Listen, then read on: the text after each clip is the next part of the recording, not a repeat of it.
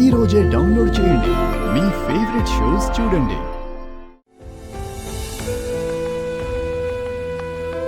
ఎల్లుండి నా పుట్టినరోజు పెద్దమ్మ. జరుగుతున్న గొడవల వలన అందరూ మర్చిపోయారు, అమ్మతో సహా. అవకాశం ఇచ్చారు కదా అని గొంతమ్మ కోరికలు కోరను. అలా అని సేవలు చేసినందుకు గాను ప్రతిఫలము ఆశించను. ఓ చిన్న కోరికే కోరతాను, కాదనకూడదు. అడుగు. నీకోసం ఎంత చేసినా తక్కువే అవుతుంది. రేపు అక్షయ పుట్టినరోజు. తండ్రి లేడని, కుటుంబం లేదని తను బాధపడుతుంది. అందుకే మీ అందరి సమక్షంలో నేను అక్షయ పుట్టినరోజుని జరిపించాలి అని అనుకుంటున్నాను.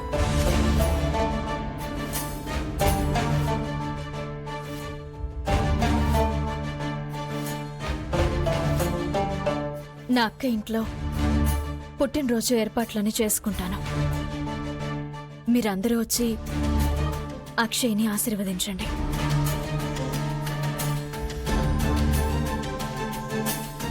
అంతకు మించి నాకు ఇంకేం అవసరం లేదు.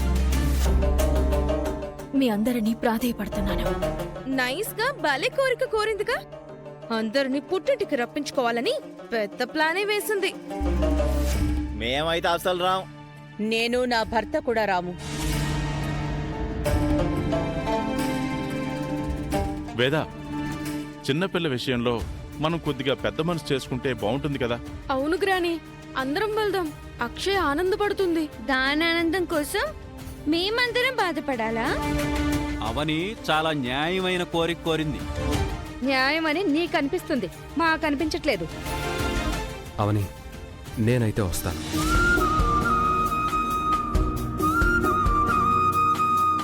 నాకు ఎటువంటి అభ్యంతరం లేదు. మిగిలిన వాళ్ళందరినీ కూడా తీసుకురావడానికి నా ప్రయత్నం నేను చేస్తాను.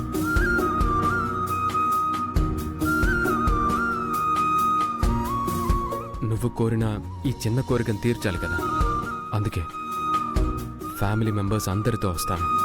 మా గురించి నువ్వెలా మాటిస్తావు? నీ నిర్ణయం మాకు నచ్చలేదు శ్రీకర్.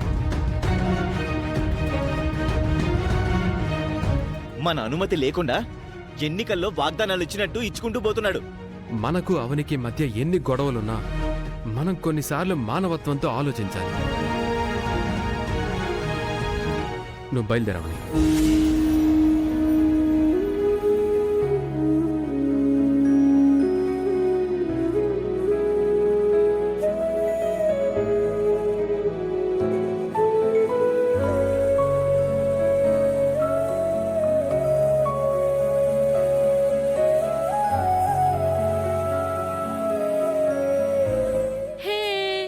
రేపందరం అక్షయ్ పుట్టినరోజుకి వెళ్తున్నాం.